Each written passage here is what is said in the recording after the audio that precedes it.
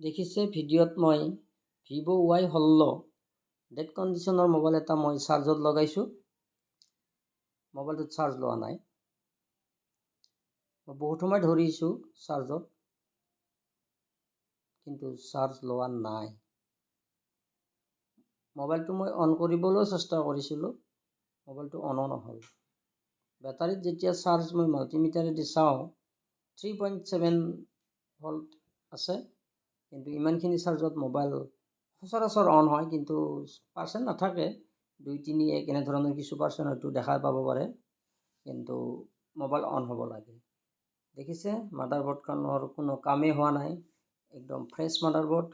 হয়তো মই মাদাৰবোৰ্ডখন প্ৰথম খুলিছোঁ, এই হেণ্ডছেটটো একো কামেই হোৱা নাই মাদাৰবোৰ্ডৰ, পূৰা ফ্ৰেছ।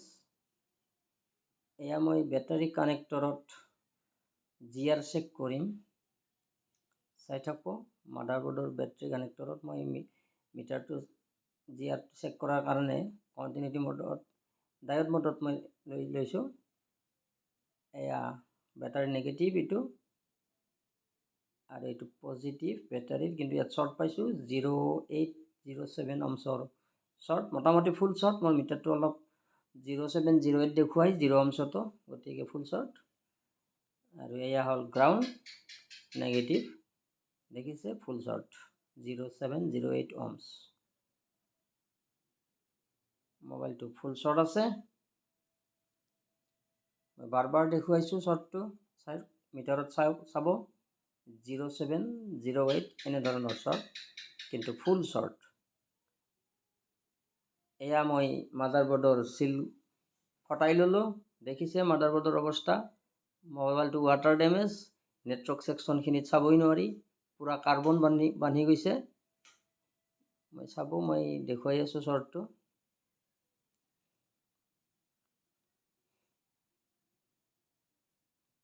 ভালকৈ মিটাৰত চাব।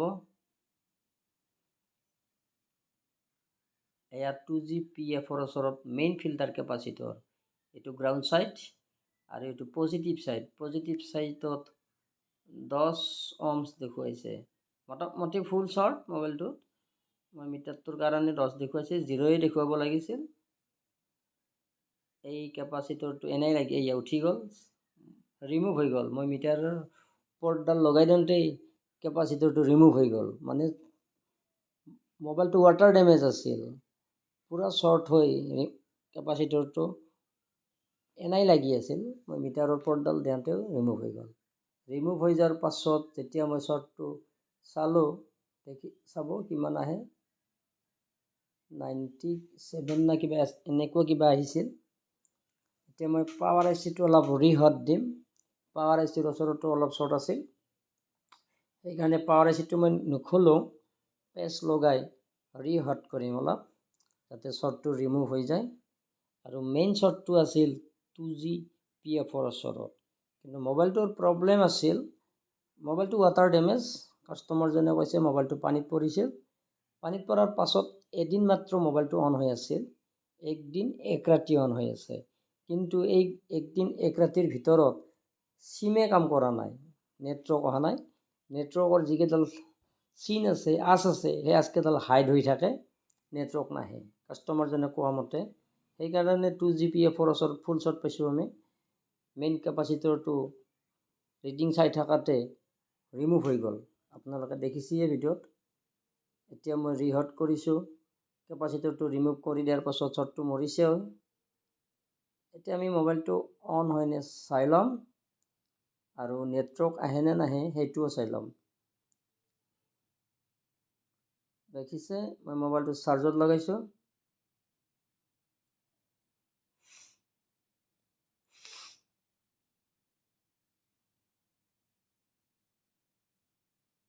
দেখিছে কিছু সময় চাৰ্জত লগাৰ পাছত মোবাইলটোৰ চাৰ্জিং আইকনটো আহিছে। এয়া মোবাইলটোত 1% চাৰ্জ আছে।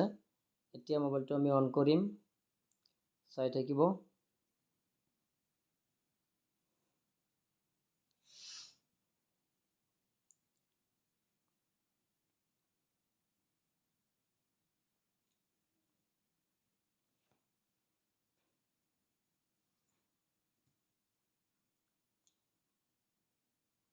নেটৱৰ্কৰ এণ্টিনাডাল মই লগোৱা নাছিলোঁ, লগাই দিলোঁ। কাৰণ নেটৱৰ্ক আহে নে নাহে চাব লাগিব। কাষ্টমাৰজনে কোৱা মতে মোবাইলটো একদিন এক ৰাতি পানীত পৰাৰ পাছতো অন হৈছিল, খালি নেটৱৰ্কহে অহা নাছিল। কিন্তু একদিন এক ৰাতি চলাৰ পাছত মানে নেক্সট ৰাতিপুৱা মোবাইলটো অট'মেটিক ডেড হৈ গৈছে। এয়া মোবাইলটোতো অন হ'ল, যিহেতু নেটৱৰ্ক নাছিল আমি নেটৱৰ্ক চেক কৰিব লাগিব। এণ্টেনাডাল মই ভালকৈ চাই ল'লোঁ। এতিয়া নেটৱৰ্ক আহে নে নাহে আমি এতিয়া চাম। দেখিছে ডিছপ্লেত কিমান পানী আছে, এতিয়াও বহুত পানী আছে, তথাপি ডিছপ্লে টাচ প্ৰপাৰ কাম কৰি আছে। তল চাইডত পানী বহুত আছে। এতিয়া চাব নেটৱৰ্কটো, এয়া নেটৱৰ্কটো আজকিডাল হাইড হৈ আছে। কোনো এয়াৰটেল বা জিঅ'ৰ কোনো নাম অহা নাই। লগতে নেটৱৰ্কৰ আজকিডাল ধোঁৱা বৰণীয়া হৈ আছে, ভিজিবল নহয়, আনভিজিবল। নেটৱৰ্ক অহা নাই। কিছু সময় চালোঁ আমি, নেটৱৰ্ক অহাৰ কাৰণে বহুত সময়ে চালোঁ মোবাইলটো, নাই নেটৱৰ্ক অহা নাই। নেটৱৰ্ক কিয় অহা নাই? গতিকে আমি এতিয়া নেটৱৰ্ক ছেকশ্যনটোত চাম। ভিডিঅ'ত ভালকৈ চাব, বিশেষকৈ মাল্টিমিটাৰত নজৰ দিব। মই নেটৱৰ্ক ছেকশ্যনৰ ভল্টেজবিলাক দেখুৱাম পোনপ্ৰথমে, মানে ডিটেইলছ সহকাৰে ক'ম। চাব, মই 2G PF-ৰ ওচৰত য'ত শ্বৰ্ট আছিল সেই PF-টোতে মই লগাইছোঁ। ইয়াত ভল্টেজ পাইছোঁ 3.6, অ'কে। এতিয়া কিন্তু প্ৰথমতে শ্বৰ্ট আছিল, এতিয়া ভল্টেজ অ'কে। এইটো 4G PF, ইয়াত নহয়, এইটো RFIC ভল্টেজ জুখিম। আহি গৈছে 1 ভল্ট, ঠিকে আছে, এইটো অ'কে। ইয়াত আছে 1.8, এইটো অ'কে, RFIC ভল্টেজ অ'কে। এইবাৰ আমি 4G PF-ত যাম। ইয়াৰ ভল্টেজ 0.6, এই ভল্টেজটো কম আছে বহুত, তথাপি আছে ভল্টেজ, কিন্তু ভল্টেজটো কম আছে। এতিয়া আমি ছাপ্লাইত চাম 4G PF-ৰ, ইয়াত কোনো ভল্ট নাই। দেখিছে ভিডিঅ'ত, ভল্ট নাই, 0। আমি প্ৰব্লেমটো পায়ে গ'লোঁ। 4G PF-ৰ ছাপ্লাই লাইনত ভল্টেজ নাই, মিচিং আছে, কিন্তু জাগাখিনিত বহুত কাৰ্বন আছে। গতিকে মই থিনাৰ দি অলপ চাফা কৰি আছোঁ। তাৰ পাছত দেখুৱাম প্ৰব্লেমটো কি।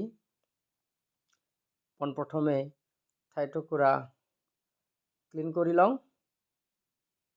দেখি আছে পুৰা শ্বৰ্ট হৈ আছিল এই জেগাখিনিত, ভল্টেজ ড্ৰপ হৈ আছে এই জেগা। ক্লিন কৰি থকা হৈছে জেগাখিনি। দেখিছে জেগাখিনি প্ৰপাৰ ক্লিন হৈ গৈছে। ইয়াত ভল্টেজ থাকিব লাগে, VPH ছাপ্লাইৰ যিটো ভল্টেজ, সেই ভল্টেজটো থাকিব লাগে। যিহেতু এইটো মিডিয়াটেক প্ৰচেছৰ, গতিকে এই ভল্টেজটো ডাইৰেক্ট VPHৰ পৰা আহে, আৰু কোৱালকম প্ৰচেছৰ হ'লে এই ভল্টেজটো VPHৰ পৰা আহে। মিডিয়াটেকত আহে VPHৰ পৰা, আৰু কোৱালকমত আহে VPHৰ পৰা। দেখিছে মই ৰিডিং দেখুৱাইছোঁ, চাব।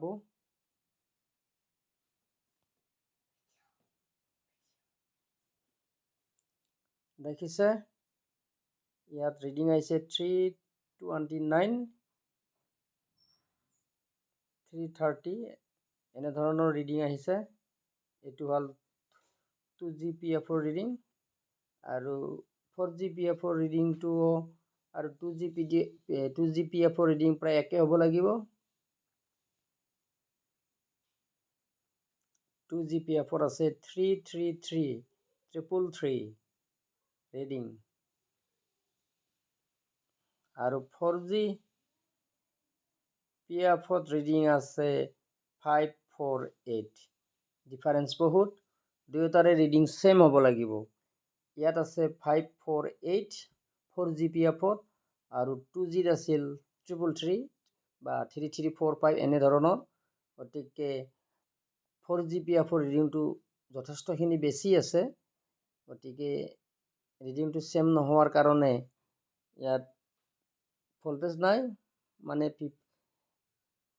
যিহেতু VPHৰ পৰা ছাপ্লাইটো পায়, দুয়োটা PF-তে, গতিকে 4G PF-ত যিটো ছাপ্লাই লাইনত 0 ohms ৰেজিষ্টেঞ্চ থাকে, সেই ৰেজিষ্টেঞ্চটো পুৰি যাৱাৰ ফলত ৰিডিংটো ভিভেটৰ ৰিডিংটো দেখুওৱা নাই, ৰিডিংটো দেখুৱাইছে 4G PF-ৰ IC-ৰ ফালৰ পৰা ৰিডিং। সেইকাৰণে ৰিডিংটো যথেষ্ট বেছি দেখুৱাইছে, 500ৰ ওপৰত দেখাইছে, থাকিব লাগে 330। গতিকে এতিয়া আমি কি কৰিম, সেই ৰেজিষ্টেঞ্চটো লগোৱাব লাগিব, নতুবা তাত এটা ভিভেটৰ পৰা জাম্পাৰ লগাব লাগিব। আমি ঠাইটো পুৰা পৰিষ্কাৰ কৰি দেখিলোঁ, ৰেজিষ্টেঞ্চটো লগাব পৰা অৱস্থাত নাই। ভিভেটৰ ফালে থকা ছাপ্লাইটো ৰেজিষ্টেঞ্চটো পুৰি গৈছে, গতিকে আমি ইয়াত জাম্পাৰ মাৰিম। দেখি আছে, মই এই জেগাত এটা জাম্পাৰ লগালোঁ। এই জাম্পাৰটো মই ভিভেটৰ পৰা দিছোঁ। জাম্পাৰটো ভিডিঅ'ত ভালকৈ দেখা পোৱা নাযায়, ময়ে দেখা নাই ভিডিঅ'ত, গতিকে আপলোড হোৱাৰ পাছত কি হয় নাজানো, দেখা পায় নে নাপায়। এয়া জাম্পাৰটো মই দেখুৱাইয়ে আছোঁ, কিন্তু ভিডিঅ'ত ভালকৈ দেখা পোৱা নাযায়। আমাৰ কেমেৰা কোৱালিটি ইমান ঠিক নহয় কাৰণে জাম্পাৰটো আমি ভালকৈ দেখুৱাব পৰা নাই। তথাপি জাম্পাৰটো ক'ৰ পৰা দিছোঁ কৈ আছোঁ। 4G PF-ৰ যিটো ছাপ্লাই লাইনত থাকে, সেই লাইনটোৰ পৰা মই ভিভেটত লগাই দিছোঁ। এয়া মই জাম্পাৰটোৰ ওপৰত UV গ্লু লগাই আছোঁ, যাতে জাম্পাৰডাল, এয়া জাম্পাৰডাল দেখিছেনে, এইডাল এয়া সেইডালে জাম্পাৰ। এই জাম্পাৰডালত মই UV গ্লু লগাই আছোঁ, যাতে জাম্পাৰডাল শ্বৰ্ট নহয়, ছিঙি নাযায়, পিছলৈ যাতে ছিঙিও নাযায়, শ্বৰ্টো নহয়, গ্ৰাউণ্ডৰ লগত শ্বৰ্ট হ'ব পাৰে। এয়া মই পূৰা UV গ্লু দি ফিক্স কৰি দিছোঁ। জাম্পাৰডাল কৰাৰ পাছত দুয়োটা ৰিডিং ছেম হৈছে। এতিয়া আমি শুকাই আছোঁ UV গ্লু।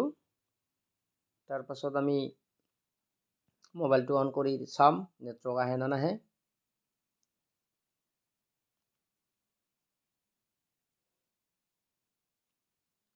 ৱাটাৰ ডেমেজ মোবাইলবিলাক এনেকুৱাইয়ে, পানীত পৰাৰ পাছত কেমেৰাৰ problem, network problem, battery charging error problem, বহুত ধৰণৰ প্ৰব্লেম আহে। এয়া মই এণ্টানাও লগাই আছোঁ।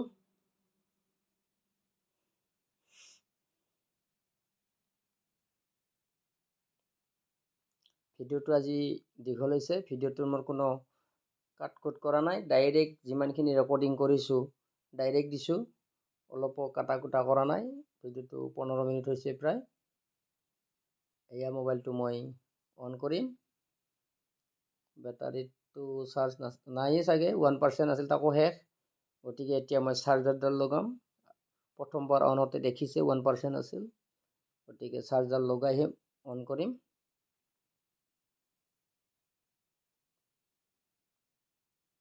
দেখিছে মোবাইলটো অন হৈছে।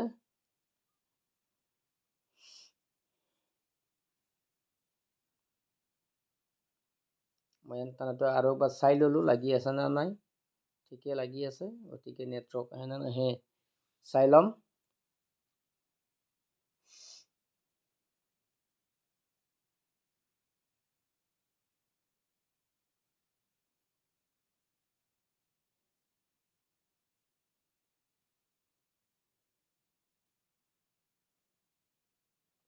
মোৰ চেনেলত যদি আজি নতুনকৈ আহিছে, চেনেলটো ছাবস্ক্ৰাইব কৰি ল'ব, লাইক কমেণ্ট শ্বেয়াৰ কৰিবলৈ নাপাহৰিব,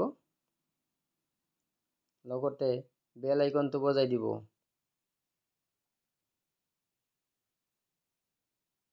এয়া মোবাইলটো অন হৈছে। এতিয়া আমি নেটৱৰ্ক চাম। আগৰবাৰ অন হওঁতে মোবাইলত কোনো নেটৱৰ্ক দেখা নাছিল, এতিয়া আমি নেটৱৰ্ক চাম, চাই থাকক, চাব ভালকৈ। এয়া নেটৱৰ্ক আহিছে, জিঅ' 4G, দেখিছে জিঅ' 4G আহিছে। এয়া মই দেখুৱাই দিছোঁ জিঅ' 4G। অলপ সময় ৰখক, ফল্টিও আহিব। ফল্টি বৰ্তমান অহা নাই, অলপমান টাইম লাগিব ফল্টি আহোঁতে। ফল্টি নাহিলে কল কৰিব পৰা নাযাব, ফোন নালাগিব, অনলি নেট চলিব। অলপ সময় ৰখক, ফল্টি আহিব। এয়া ফল্টিও আহি গৈছে। এতিয়া নেটো চলিব আৰু ফোনো লাগিব। আজিলৈ ইমানেই। নেক্সট ভিডিঅ'ত আকৌ লগ পাম। ধন্যবাদ।